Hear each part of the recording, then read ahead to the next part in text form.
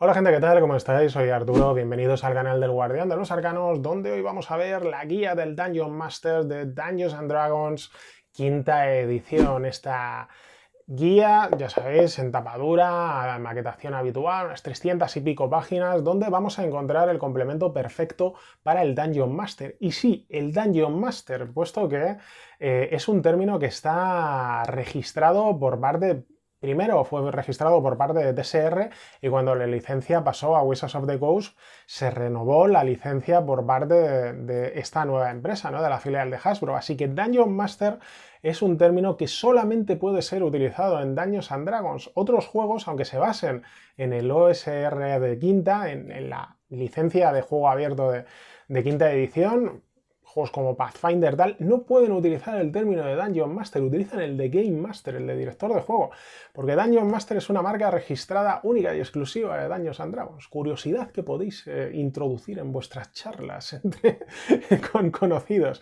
Bueno, el hecho de que esta guía que nos va a aportar una serie de trucos, consejos, ayudas, herramientas, hackeo del sistema, reglas opcionales, un montón de cosas para introducir dentro de nuestro juego, para utilizarlo, y que compone el tercer o la tercera pata de lo que es el núcleo central del sistema de Dungeons and Dragons: manual del jugador, manual de monstruos, guía del Dungeon Master. Con esto ya tendríamos visto todo el núcleo central del sistema y que vamos a pasar a verlo.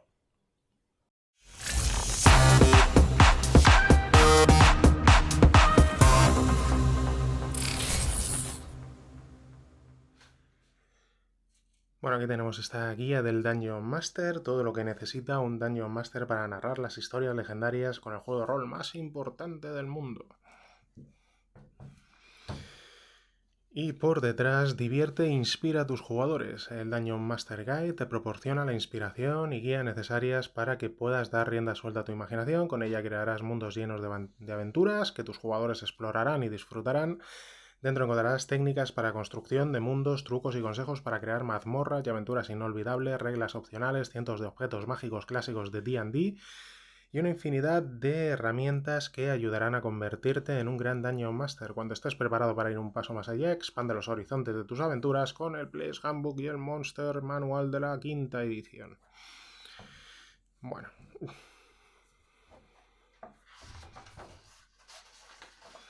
comenzamos por aquí.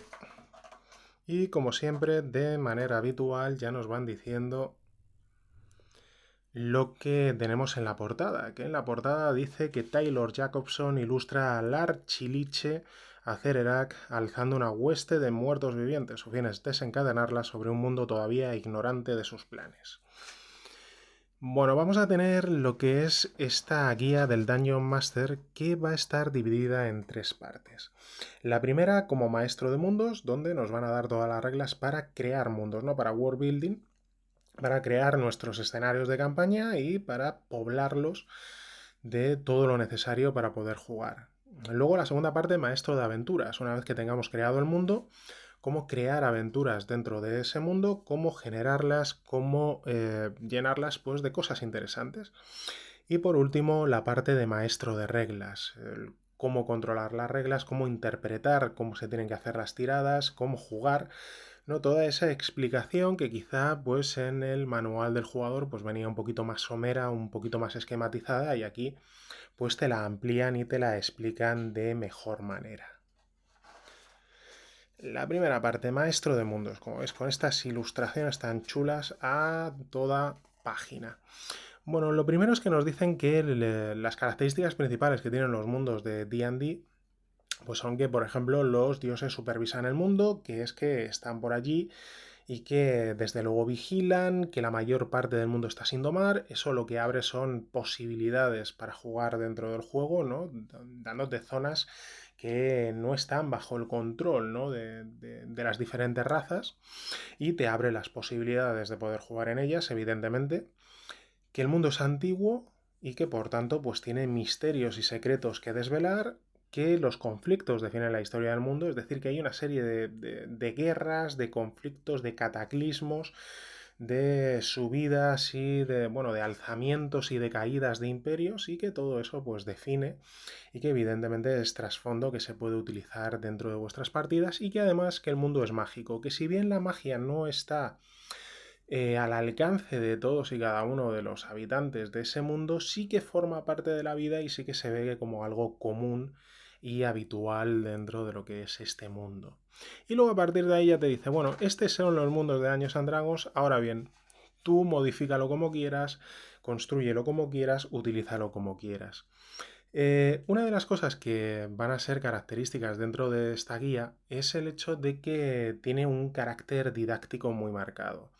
Quiere, sobre todo, ya os lo dije con las diferentes reseñas que he hecho de Dungeons and Dragons Quinta, de los 3 libros, ¿no?, que componen el núcleo básico del sistema, pues que pretende abrir mucho la horquilla de nuevos jugadores y atraer a nuevos jugadores. No solo contentar a los veteranos de Dungeons and Dragons, sino que también muchos nuevos jugadores se acerquen al juego y por lo tanto sea un juego fácil, sencillo y amigable. Y por tanto tiene ese carácter didáctico en todas y en cada una de las cosas que nos van a poner en esta guía del Dungeon Master. Por ejemplo, nos explica cómo poner a los diferentes dioses dentro del mundo, y te explica cómo en cuarta edición se utilizó pues las deidades de la Guerra del Amanecer, que lo tenemos aquí en toda esta tabla, y que, pues como digo, por una parte te explica cómo hacerlo y luego te va poniendo ejemplos con respecto a los diferentes mundos y a las diferentes ediciones de Dungeons and Dragons para explicarte cómo lo han hecho ellos, ¿no? Y a partir de ahí, pues tú te guías si quieres seguirlo, si no quieres seguirlo, si te interesa o si no. Pero como digo, tiene un carácter didáctico muy marcado y muy interesante. ¿Cómo cartografiar tu campaña? Bueno, pues aquí te dan 2 opciones. Te dicen que, pues, para crear el mapa del mundo en el cual te vas a mover, pues que o bien puedes partir desde lo grande, ¿no? Es decir, crear los continentes y luego ir rellenándolos todos poquito a poquito, o al revés, partir desde un único lugar, desde una ciudad, un poblado, una aldea, algo así, y luego ir pues construyendo alrededor y abriendo espacio, ¿no? Pues, esto más o menos son las cositas así que te explican para ir creando, pues como digo, pues estos pueblos, estas ciudades, qué tipo de población tendrían que tener, qué tipo de gobierno, qué atmósfera. Con respecto al gobierno, pues aquí ya comenzamos con las tablas, que vamos a encontrar un montón de tablas dentro de esta guía del Dungeon Master, donde pues o bien puedes elegir tú directamente o bien puedes ir tirando y que salga de manera aleatoria. Pero bueno, pues si tienes una autocracia, una burocracia, una monarquía, oligarquía, qué tipo de comercio tiene, las monedas. Por ejemplo, como digo, te van poniendo el ejemplo de cada uno de los mundos y, por ejemplo, en los Reinos Olvidados, dentro de la ciudad de Waterdeep, pues las monedas de oro son conocidas como dragones, ¿no? Y eso es lo que le da el nombre a la campaña de Waterdeep, el golpe de los dragones, que no se refiere a las criaturas, sino a las monedas, que es exactamente lo que se pretende recuperar. Las facciones y organizaciones que puedes incluir dentro de ese mundo, ¿no? Por ejemplo, aquí tenemos a los arpistas, que es una muy clásica y que, por ejemplo, va a tener presencia dentro de la futura película de Dungeons and Dragons, Honor entre Ladrones, ¿no? Y te explica más o menos cómo funciona. Y, por ejemplo, otra facción que te puedes encontrar y que está contrapuesta, como son los Centarim, ¿no? Que digamos que sería exactamente eso, ¿no? La facción contrapuesta. Y cómo se puede, si perteneces a una de estas, ir creciendo dentro de la misma a través de los puntos de prestigio que vas a ir acumulando pues dependiendo de las acciones que realices, y que pues te dan un título dentro de esa facción. Bueno, ¿cómo crear una campaña? Como digo, pues comienza con algo pequeño y luego ve rellenando alrededor, ve construyendo, crea el trasfondo, pone en marcha eventos.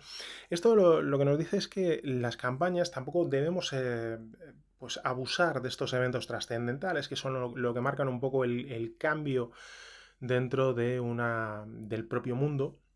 Y que como mucho pues podríamos utilizar 3 durante una campaña, ¿no? Uno al principio, uno por la mitad y otro que es el que se va a desencadenar al final. Y aquí, pues como siempre, con tablas aleatorias donde nos explican que, por ejemplo, pues se puede provocar el ascenso de un líder o de una era, la caída del mismo, un cataclismo, un asalto, una invasión, una rebelión, una revolución o derrocamiento, extinción o agotamiento, nueva organización, descubrimiento, expansión o invención, predicción, presagio, profecía, un mito o leyenda, ¿no? Y dentro de ahí, pues otra vez, volvemos a lo mismo, donde nos van a señalar, pues por ejemplo, en el ascenso o caída de un líder, pues qué tipo de líder es, político, religioso, militar, tal.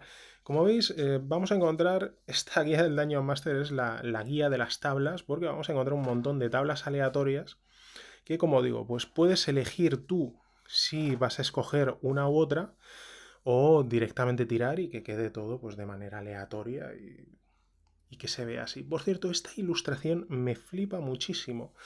Me parece preciosa, no solo por lo bien que está hecha, sino por las cosas que contiene, ¿no? No solo tiene al típico grupo de aventureros que se introducen dentro de una mazmorra, sino si os fijáis, el enano sostiene una daga que no la está empuñando, sino que la sostiene en la palma y que brilla con un color, ¿no? Es como si estuviese indicando el camino dentro de la mazmorra hacia dónde tienen que ir, ¿no? Me mola mucho esta ilustración.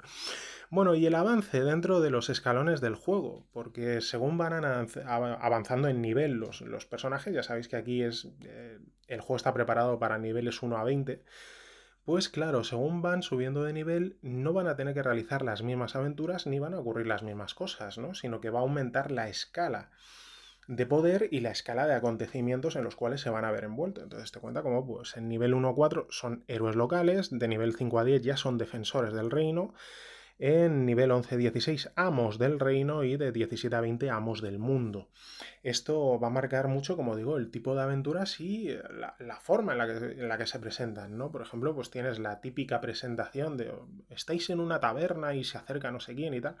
Claro, eso sería en niveles bajos, pero en niveles ya más altos, por ejemplo, cuando ya llegas a nivel 5 o 10, pues sería el propio gobernante de esa localización el que te llamaría para que fueras a darle consejo, tal. En niveles 11 a 16 ya serías tú el gobernante y por lo tanto los problemas vendrían de otra manera y que eso hay que tenerlo en cuenta a la hora de presentar las aventuras, no siempre oye, pues estáis en una taberna y aparece no sé quién, ¿no? Hombre, sí, pues eso estando en nivel 16 lo mismo no queda demasiado bien.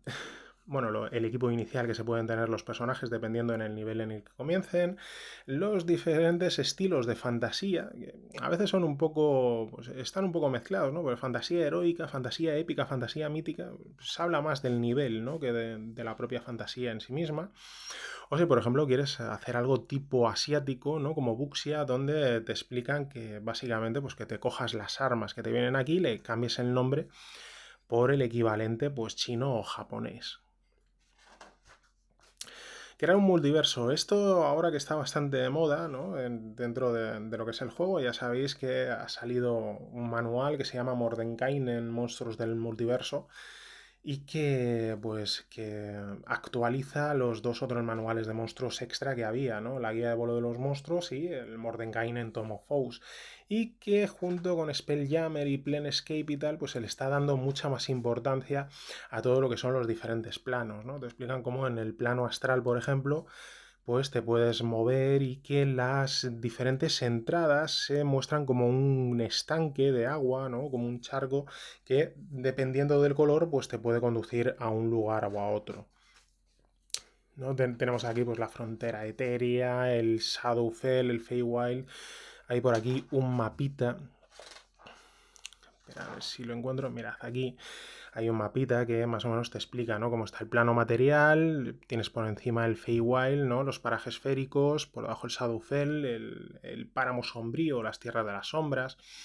Alrededor tienes los planos elementales del agua, el viento, la tierra, el fuego, y ya pues por encima los planos superiores donde tenías a los celestiales, o los planos inferiores donde viven pues en el abismo y en las 9 capas del infierno pues los demonios y los diablos, ¿no? Todo esto que, bueno, pues si quieres llevarlo hasta esos niveles, ¿no? Lo que es el juego hacia ese tipo de situaciones, y evidentemente pues te hacen referencia a Sigil, que es la ciudad de las puertas donde habita la Señora del Dolor y que es pues el leitmotiv principal de la ambientación de Planescape, ¿no? Que como sabéis pues ya ha sido anunciada y podremos disfrutar de ella.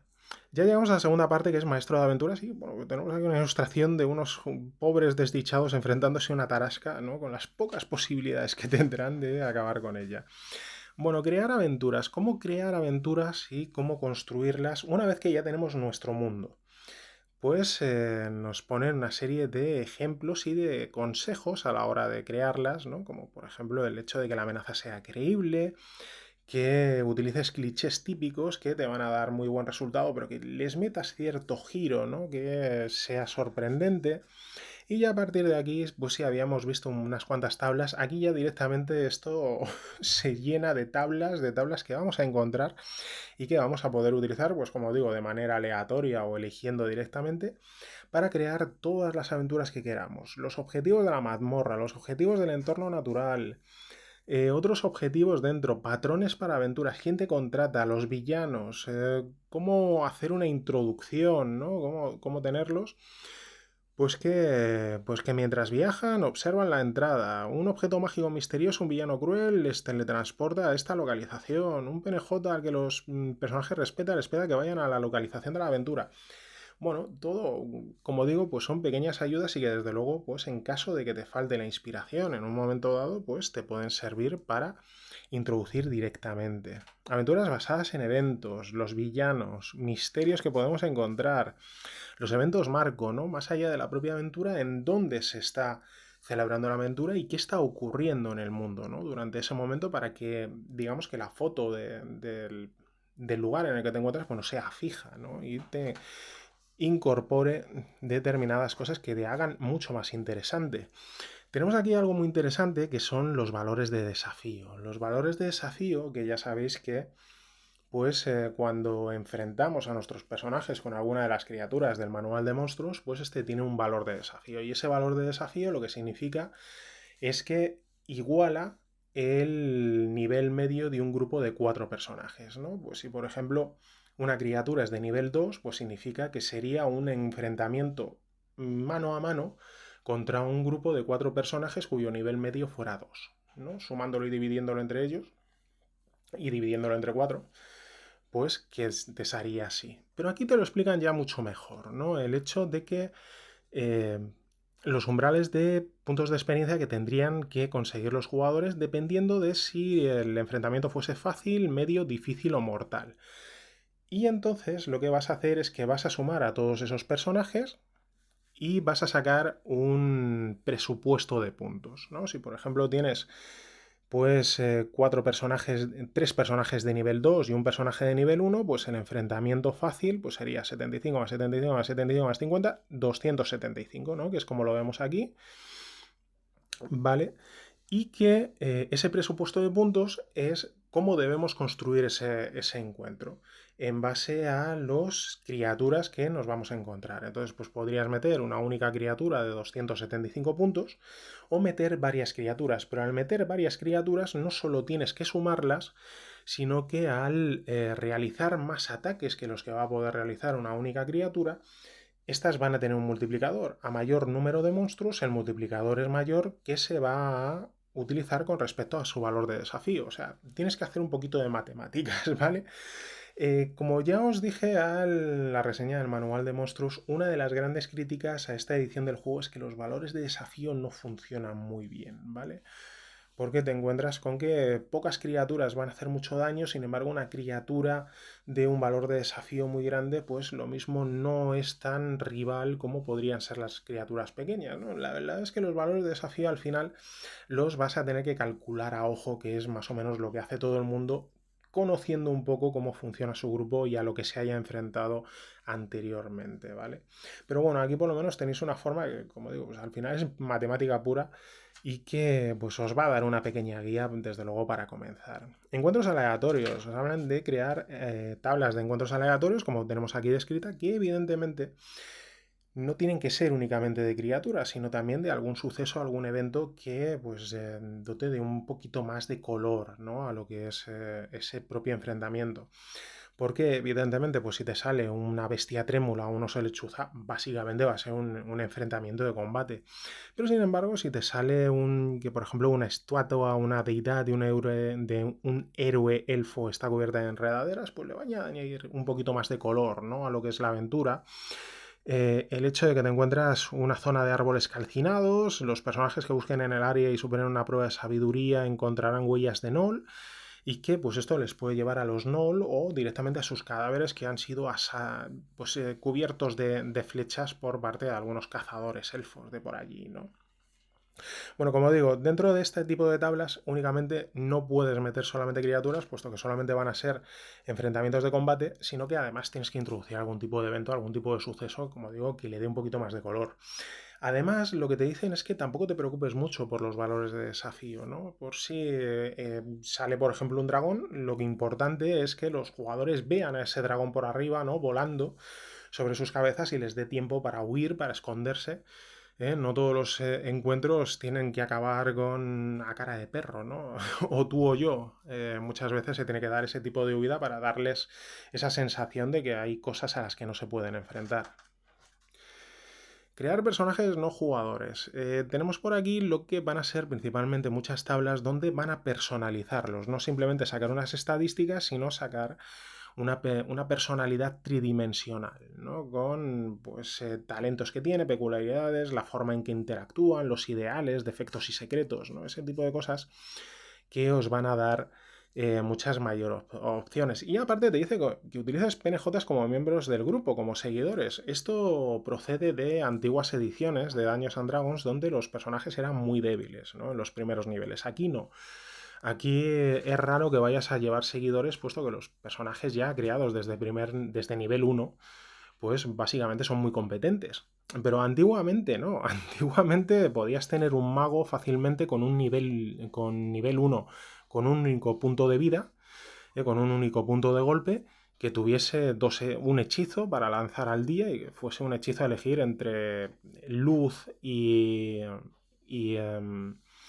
a dormir 5 niveles, y que pues una vez lanzado ese pequeño hechizo, todo lo que pudiese echar pues fuese utilizar su ballesta ligera para tratar de sobrevivir, ¿no? Por lo cual se solían utilizar a esta serie de seguidores que pues te servían un poco primero como fuerza de combate, como un poco potencia de fuego y además como reserva, ¿no? Pues esto sí que si alguno de tus personajes morían, pues inmediatamente podías coger a uno de esos seguidores y seguir jugando la aventura con él, ¿vale?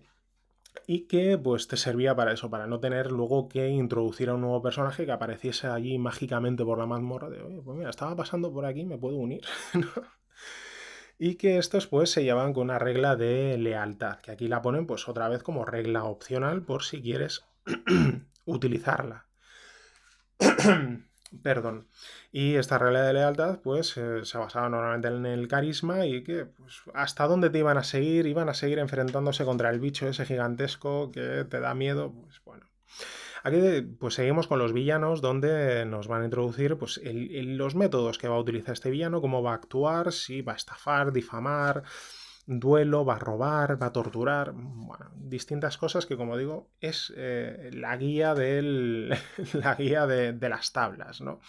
Y tenemos, por ejemplo, el hecho de introducir, pues clérigos nos meten el dominio de la muerte, por si queremos utilizar las reglas del manual del jugador, para introducir a este villano que lo crearíamos como si fuese un personaje, pero introduciéndole ese giro malvado, ¿no? Con el dominio de la muerte o el paladín rompe juramentos, ¿no? Que pues son directamente malvados, ¿no?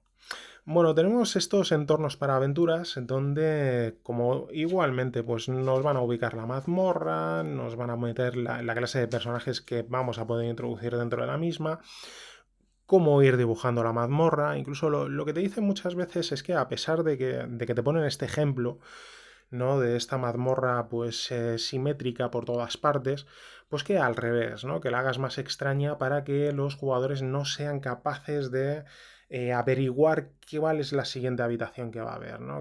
Que la hagas así pues con ángulos más cerrados, ¿no? Y circulares en vez de tan cuadradas, ¿no? Bueno, los peligros que te vas a poder encontrar dentro de la misma, el entorno natural, cómo viajar de un sitio a otro, la supervivencia dentro de la naturaleza, las cosas que puedes encontrar, si te puedes encontrar lugares extraños, monumentos, el clima, dentro de estas situaciones, forrajear, que es el hecho de que, pues oye, tienes que tener en cuenta que los viajes entre un lugar y otro, entre una población y otra, o entre una mazmorra y otra, pues son muy largos, ¿no? Porque son distancias enormes las que pues, transitan de un lugar a otro y que, pues aparte de las raciones de viaje que llevaras, pues que normalmente lo que se hace es cazar, ¿no? Se va cazando, se va recolectando y pues las diferentes tiradas que tienes que hacer para encontrar pues eso, comida y agua en los diferentes viajes que vas a realizar. Los asentamientos, cómo crear ciudades, básicamente, cartografiarlas y ya aventuras, pues, por ejemplo, bajo el agua, ¿no? Yo creo que la única aventura que tiene componente acuático, si no me suena mal, es la de Fantasmas de Salmars, ¿no? Que es algo que han utilizado poco y que era bastante clásico dentro de Dungeons and Dragons.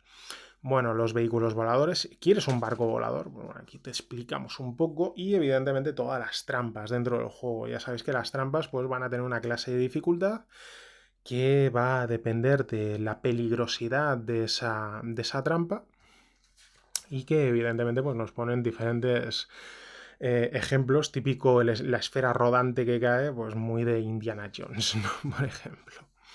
Entre aventuras, ¿qué hacer entre aventuras? Pues normalmente yo desde luego cuando comencé a jugar pues no tenías campañas por ahí, ¿no? Tan chulas como las que hay ahora mismo y lo que hacías era enlazar aventuras, ¿no? Cogías aventuras sueltas y luego las ibas tratando de unir con un nexo en común, por ejemplo el hecho de que hubiese un patrón, ¿no? Que fuese el que te fuese encargando de ir de un sitio a otro, ¿no? Y al final, pues toda esa amalgama de aventuras era tu campaña, ¿no? Y más o menos te explican que puedes hacer eso, o puedes jugar una campaña completa o tal, y que además, pues las diferentes tareas que puedes tomar entre estas diferentes aventuras.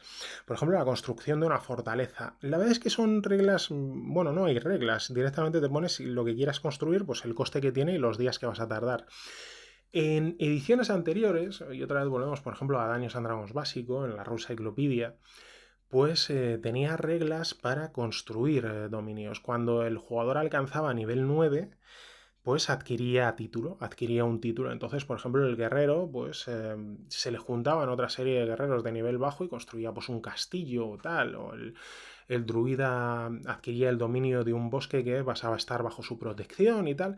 Entonces ibas construyendo y había unas reglas para ir construyendo diferentes elementos, no solo lo que es la fortaleza en sí misma, que bueno, puedes ocupar una antigua, ¿no? Que esté por ahí desprovista y que hayas limpiado de las alimañas que la habitaban, sino pues reglas para construir pues diferentes elementos, ¿no? Una muralla, una barbacana, un tal, un cual, ¿no?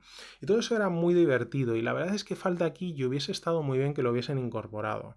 Si os gusta ese tipo de juego, tenéis que echarle un vistazo a Forbidden Lands, que Forbidden Lands es el juego que mejor implementa todas esas reglas de dominios y fortalezas y que es realmente divertido. La verdad es que si os gusta ese tipo de gestión de recursos, está genial, ¿vale?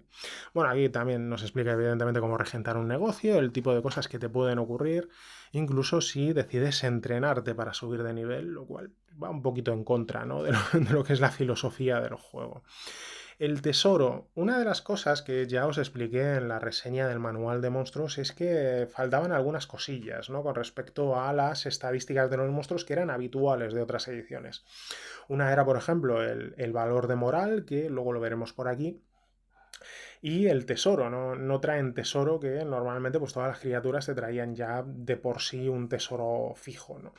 Aquí lo que te dicen es que, bueno, pues el tesoro que tú lo pongas en particular, pues otra vez volvemos aquí con las tablas aleatorias, y que especialmente los objetos mágicos tienen que ser raros, únicos, que no puebles el mundo con espadas de +1, ¿no? Por todas partes, con escudos de +1, armaduras de +1, etc.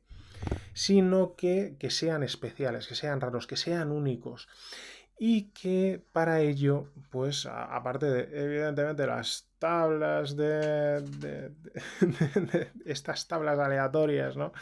Que nos van a marcar por los diferentes valores de desafío de la criatura contra lo que nos enfrentemos o del valor de desafío en el que estemos nosotros, ¿no? En los niveles, pues que los personalices y por ahí va a haber unas cuantas tablas de quién fabricó ese objeto mágico, qué propiedad menor posee, qué peculiaridad tiene, cuál es su historia. Es decir, aquí lo que se busca es que haya objetos mágicos con nombre, ¿vale? Que sean únicos, especiales, diferentes.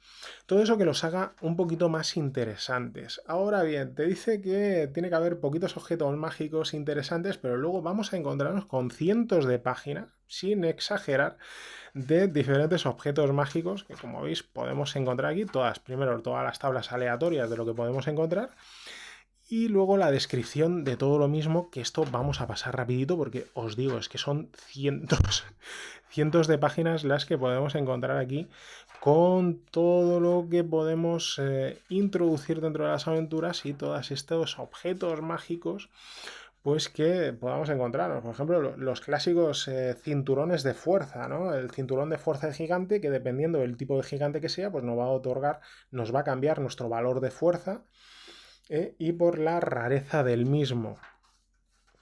Bueno, cuando digo, esto vamos a pasarlo rápido porque son chorrocientos objetos mágicos que te dicen, bueno, tiene que haber pocos objetos mágicos y que sean muy interesantes. Y luego cogen y te aquí todos esta cantidad de objetos, pues como veis, talismanes, capas, manuales, libros, varas, varitas, bastones, espadas vengadoras, yelmos inteligentes, el hecho de si son objetos mágicos conscientes que tengan inteligencia y que por lo tanto tengan sus propios propósitos especiales, ¿no?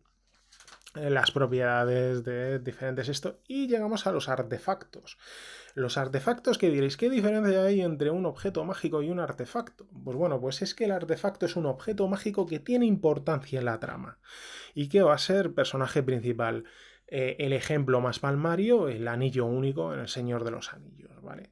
Que no solo es un objeto mágico, sino que además pues, es algo que tiene importancia dentro de la propia trama y que va a tener aparte de los poderes mágicos que pueda tener como objeto mágico, pues va a tener unas propiedades beneficiosas menores y mayores y unas propiedades perjudiciales menores y mayores, ¿no?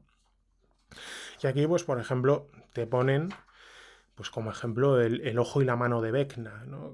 Que ya sabéis que tan famoso se ha hecho este liche convertido en divinidad y tal, ¿no? Pues bueno, pues el ojo de Vecna, pues para poder utilizarlo, pues tienes que arrancarte tú tu propio ojo y ponerte este ojo en la cuenca vacía. Entonces vas a adquirir los diferentes poderes que tiene, pero por ejemplo como cosa mala, ¿no? Cosa mala por decirlo, es que cada vez que utilices uno de esos poderes tienes un 5% de probabilidades de que Vecna te arranque tu alma y se introduzca en tu cuerpo utilizándolo como una marioneta, ¿no? Por lo cual, pues tú eliges si te conviene o no te conviene utilizarlo, por lo que sea. Otras recompensas te dice que evidentemente pues no solamente se puede premiar a los jugadores con monedas de oro, puntos de experiencia y objetos mágicos, sino que hay cosas que pueden resultarles mucho más interesantes como signos de prestigio, cartas de recomendación, favores especiales, fortalezas y que al final tienes estos dones épicos que es cuando llegas a nivel 20, que estos ya te convierten prácticamente en un semidios, ¿vale?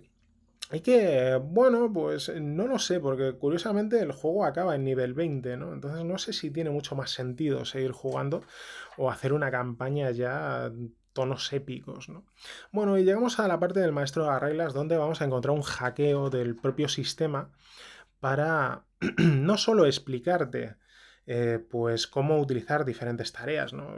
Diferentes tiradas, con tiradas de ataque, cómo se utiliza la ventaja y la desventaja, el si tienes que seguir mucho los dados o ser un poco más narrativo, tal, ese tipo de cosas, te explican un poquito mejor cómo funciona el sistema, te lo hace un poquito más fácil, que ya sabéis que básicamente pues, el sistema pues, es muy facilito, ¿no? Vas a hacerle una tirada de alguna de las características, ¿no? Fuerza, constitución, destreza, tal, con el modificador que tengas. Si además eres competente en la tarea en cuestión o en el uso del objeto en cuestión que esté relacionado con dicha tarea, vas a poder sumar tu bono de competencia y pues algún tipo de modificador extra por si acaso pues tuvieras un objeto mágico o alguna capacidad especial.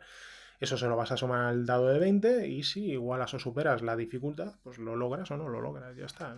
No tiene mucho más. Aquí, por ejemplo, nos explican un poco más la inspiración. Dentro de lo que era el manual del jugador, la verdad es que la inspiración te la dejan un poco al aire, ¿no?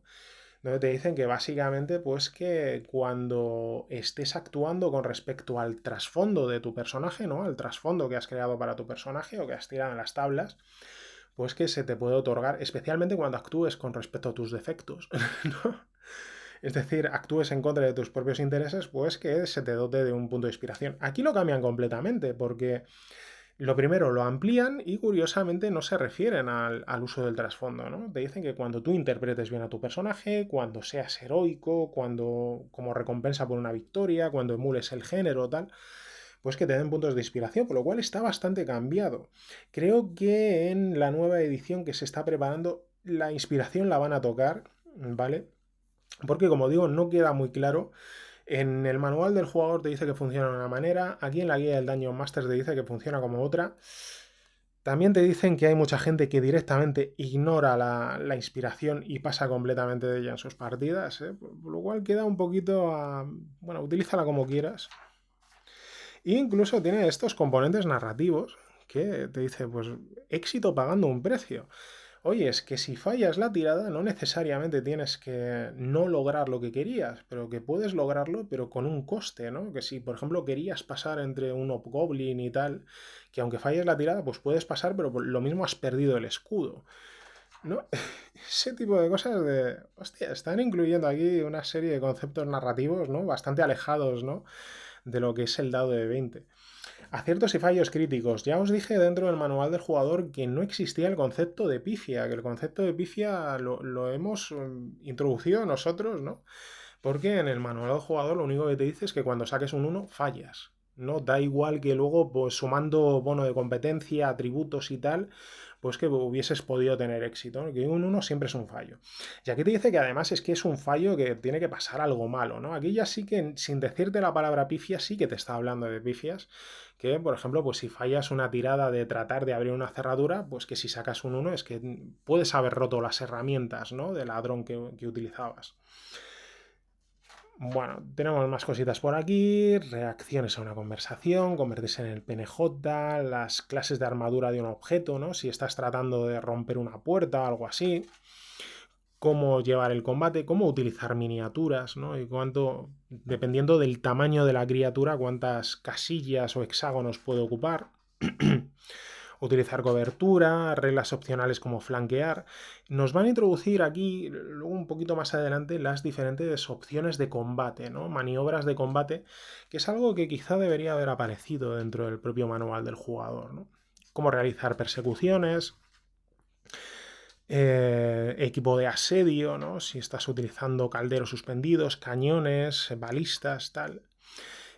Tablas de enfermedades, ¿no? Otra de esas cosas básicas dentro de un juego, el hecho de que aquí nos ponen enfermedades, cómo funcionan las enfermedades y algunos ejemplos, así como venenos. Venenos que poder utilizar y que digo, pues son bastante clásicos. Y esto es lo típico que, oye, pues quizá debería haber aparecido en el manual del jugador, ¿no? No aquí. Pero bueno. La locura. Tenemos reglas de locura. Son muy simples y además vienen bastante mal descritas, ¿eh? Porque solamente nos dicen que, bueno, que va a ser una prueba de sabiduría, no nos dicen la clase de dificultad o la variación de la clase de dificultad, te la dejan completamente a ti. Igual que te dicen, pues que esto puede provocar locura a corto plazo, donde tienes una tabla aleatoria de efectos, una locura a largo plazo, una locura indefinida. Pero claro, ¿cuál es la dificultad contra la que tengo que tirar? No te lo dicen. ¿Qué es lo que causa una locura a corto, largo plazo o indefinida? Tampoco te lo dicen. O sea, te queda demasiado a ti, ¿no? Por lo cual se nota un poco que son unas reglas aquí introducidas por introducirlas, puesto que, seamos sinceros, en un mundo de fantasía, reglas de locura no tienen demasiado sentido. Si queréis unas reglas de locura un poco más desarrolladas, podéis verlo en Los mitos de Cthulhu de Sandy Petersen, que es este suplemento para jugar en las Tierras del Sueño con las reglas de quinta edición, que tampoco es que sean una maravilla, pero desde luego están mejor descritas y diseñadas que aquí, ¿vale? Y tenemos el taller del Dungeon Master, que directamente lo que te dicen es cómo hackear el sistema, ¿no? Que si hay cosas que no te gustan, cómo cambiarlas. Y te introduce pues diferentes variantes. Te dice que, bueno, en vez del bono de competencia que es fijo en cada uno de los niveles, que tires otro dado.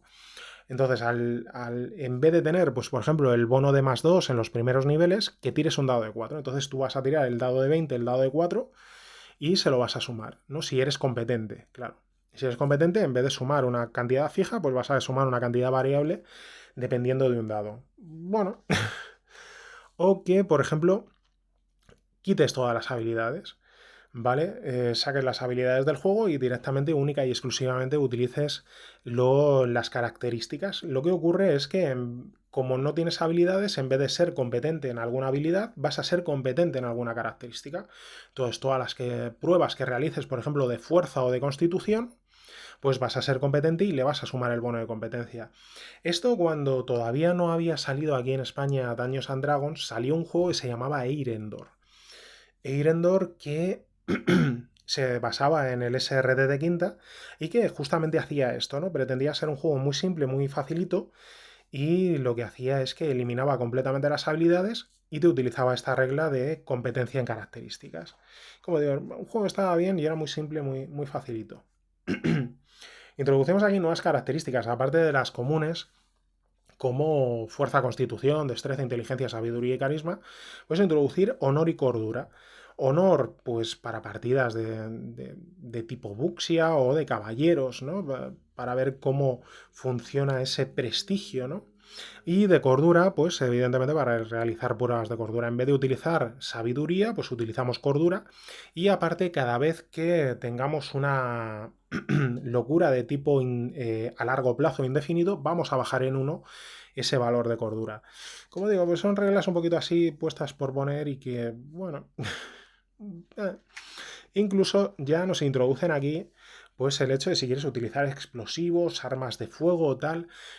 Una cosa que tiene que quedar clara es que esta edición de Dungeons and Dragons quinta, a pesar de jugarse en los mundos, ¿no? de Dungeons and Dragons, a pesar de ser fantasía medieval, tal, con magia, pretende ser un manual genérico. ¿Vale? Y un manual genérico para que tú luego puedas construir las aventuras que quieras, en la época que quieras y del modo que quieras. Y por eso te introducen todo este tipo de cosas. Por eso la gente que se molesta, ¿no? Cuando ve que pues, diferentes juegos están comenzando a salir con el sistema de quinta, pues no hay que molestarse, porque al fin y al cabo, como digo, esto pretende ser un manual genérico. Luego, evidentemente, lo principal que va a utilizar son, como digo, este mundo de fantasía medieval, pero fácilmente puedes introducir otro tipo de cosas, puesto que, como digo, la voluntad es que sea genérico. Y ya llegamos a otro punto de locura indie narrativa, donde nos introducen otra nueva reserva de puntos, que son los puntos de trama. Y estos puntos de trama lo que permiten es al jugador pues introducir un giro dentro de una de las aventuras, complicar la trama o incluso cambiar al Dungeon Master. Es decir, pues mira, hemos llegado a este punto de la aventura, gasto un punto de trama y me convierto yo en el Dungeon Master, y tú, que eras el Dungeon Master, pues te conviertes en jugador, ¿no? Este tipo de cosas completamente narrativas, ¿no? Y de la escena más indie, ¿no? Tenemos aquí las diferentes opciones para el combate, donde tenemos estas maniobras de combate como desarmar, abrirse paso, encaramarse, marcar, tal, que, pues bueno, pues creo que son bastante útiles y que quizá deberían haber aparecido en el manual del jugador, no aquí, pero bueno. Tenemos heridas y secuelas a la gente que le gusta, ¿no? Yo especialmente, mi corazoncito que se crió con El Señor de los Anillos y Rollmaster, pues este tipo de tablas siempre me han hecho mucha gracia. Y que te dicen que esta tabla de heridas y secuelas, ¿no? Que la puedes activar pues cuando se produzca un crítico, cuando los puntos de golpe desciendan a 0 pero no se mueran, o cuando se falle una tirada de salvación contra muerte por 5 más, ¿no? Entonces puedes tirar en esta tabla, que es pues lo típico de pierdes una pierna, pierdes un brazo, un ojo, tal, ¿no? Y tienes estas tablas de daño masivo, que te dicen que cuando pierdas más de la mitad de los puntos de golpe totales que tengas en un único golpe, pues que se pueden producir una serie de cosas por el propio shock del impacto. Y la moral ya os lo había explicado, que era una de esas características que te venían dentro de las tablas de estadísticas clásicas de Dungeons and Dragons, donde pues, los monstruos pues, no peleaban hasta morir, ¿no? Sino que pues, si se veían superados, si perdían muchos puntos de golpe, o si pues, muchos de sus compañeros pues, fallecían, pues tenían el ese de salir corriendo. Perdón, tenían el ese de poder salir corriendo, de huir y de salvar su propia vida, ¿no?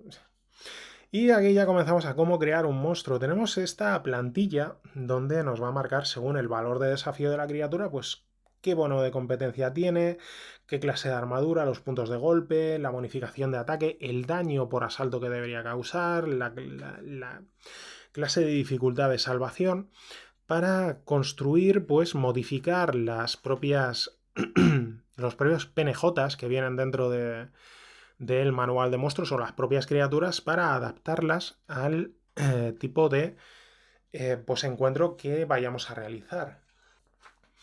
Al tipo de encuentro que podamos realizar, el daño que pueden causar, los perfiles de PNJ, aquí, pues como digo, para modificar todos esas plantillas que nos venían y personalizarlas.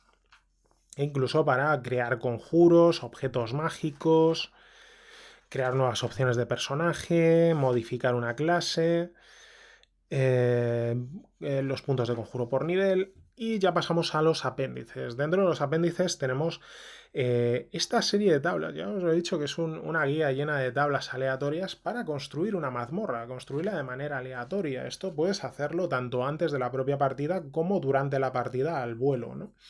Donde pues vas construyendo los pasillos y las salas, las escaleras, las salidas de estas salas, el tipo de puerta que te vas a encontrar, y para ir no solo construyendo la mazmorra, sino también vistiéndola y dándole mayor personalidad, ¿no? Dónde se encuentra, qué tipo de cosas podemos encontrar dentro, tal, pues con todas estas tablas que, como digo, pues en un momento dado, si las necesitas o te falta inspiración, pues vas a poder incluir todos esos detalles, toda esa descripción, todo ese detalle que desde luego lo van a hacer muchísimo más interesante.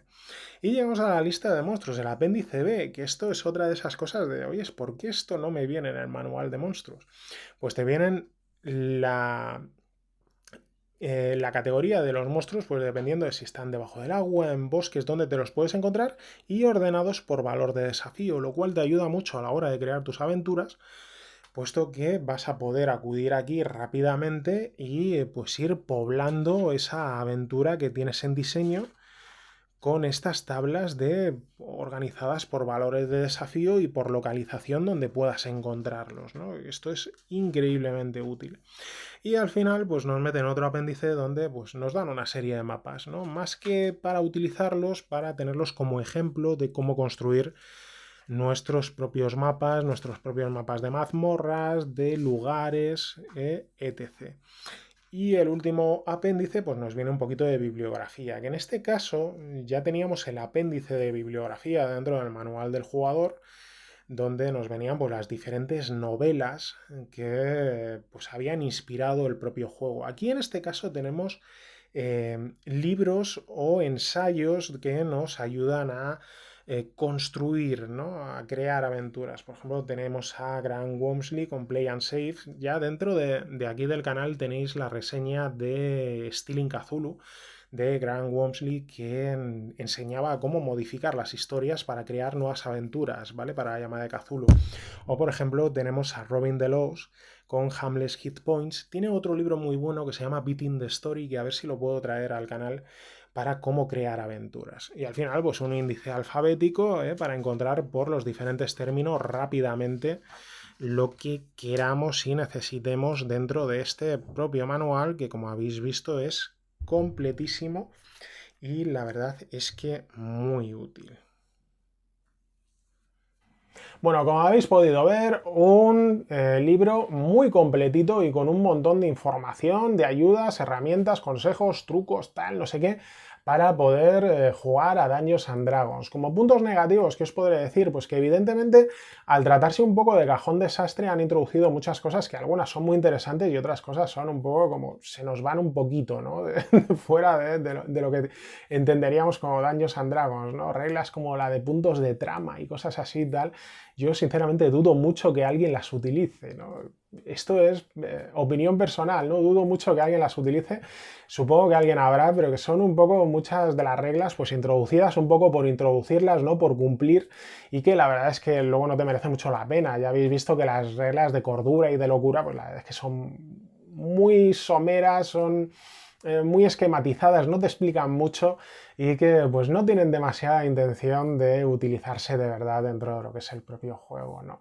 Como puntos positivos, todo lo demás, la verdad es que todos son puntos positivos. Es una maravilla cómo está escrito y cómo presenta la función, la noble función de la dirección del juego al Dungeon Master que se ponga detrás de la pantalla. La verdad es que vais a encontrar un montón de cosas que son súper útiles para poder utilizarlas dentro de vuestro juego, para poder crear vuestros mundos, para poder crear vuestras aventuras, para poder entender las reglas mucho mejor de cómo están escritas o descritas dentro del manual del jugador. La verdad es que es un apoyo fundamental si quieres dirigir el juego. Como conclusión os diría que, curiosamente, siendo de los 3 libros que componen el núcleo central del sistema el menos necesario, puesto que el principal es el manual del jugador, donde tienen las reglas, luego el manual de monstruos para poder poblar esas aventuras de criaturas, sería el tercero menos necesario, pero sin embargo es el que está mejor diseñado. Es el más interesante, el que más os va a aportar y desde luego del que más ideas vais a poder sacar, ¿no? Me parece, como digo, me parece el mejor diseñado de los 3 manuales centrales del sistema de Dungeons and Dragons. La verdad es que han hecho un trabajo estupendo y que no solo para si quieres jugar a Dungeons and Dragons, simplemente con que quieras dirigir juegos, la verdad es que todo lo que vas a encontrar aquí te va a servir independientemente del juego con el que quieras utilizarlo. Es un manual muy bien diseñado, muy inteligente, muy brillante, muy inspirador y desde luego muy útil, ¿eh? Yo os digo que es una maravilla leerlo y que aunque no os guste Dungeons and Dragons, seguro que vais a poder sacar ideas y cosas que os vayan a ser útiles y que sean directamente extrapolables a la mesa. Bueno, con esto ya hemos visto los manuales, los 3 manuales de Dungeons and Dragons, los hemos visto completitos, hemos visto todo lo que es el sistema de Dungeons and Dragons, ahora que ya le queda tan poquito de vida, ¿no? Y que en un par de años tendremos otros 3 manuales fuera, pero que se supone que van a ser muy parecidos, o al menos eso es lo que proponen, eso es lo que proponen al principio, luego ya sabemos que normalmente esto no se suele cumplir, ¿vale? Pero lo veremos más adelante. Esta ha sido mi reseña de la guía del Dungeon Master, espero haber satisfecho cualquier tipo de duda que tengáis. Si aún así os queda alguna inquietud, alguna cuestión que os urja el hecho de preguntarla, no os cortéis, me la dejéis abajo en comentarios y trataré de contestarla en la medida de mis posibilidades, o cualquier otra persona que se pase por aquí que seguramente tenga mayor y mejor conocimiento que yo, pues podrá ayudaros. Seguiremos con más reseñas dentro del canal. Vamos a pasar la siguiente, vamos a dejar por un momento Dungeons and Dragons y vamos a ver la de Champions of Order de Soulbound, de Warhammer Age of Sigmar Soulbound, con un montón de opciones para crear nuevos personajes dentro de los reinos mortales. Y después volveremos a pasar ya a Dungeons and Dragons y lo mezclaremos con Delta Green, ¿vale? Y haremos una semana un suplemento de Delta Green, otra semana otro de Dungeons and Dragons, Delta Green, Dungeons and Dragons, lo cual nos va a ocupar los próximos meses porque hay un montón de material y que espero que os resulte interesante. Así que no olvidéis suscribiros al canal, que si no luego os lo perdéis y decís, pero ¿cómo me he perdido yo esto? Pues te ocurre, ¿vale? Así que no olvidaos. Cuídense mucho, sigan jugando y nos vemos en el siguiente vídeo. Saluditos.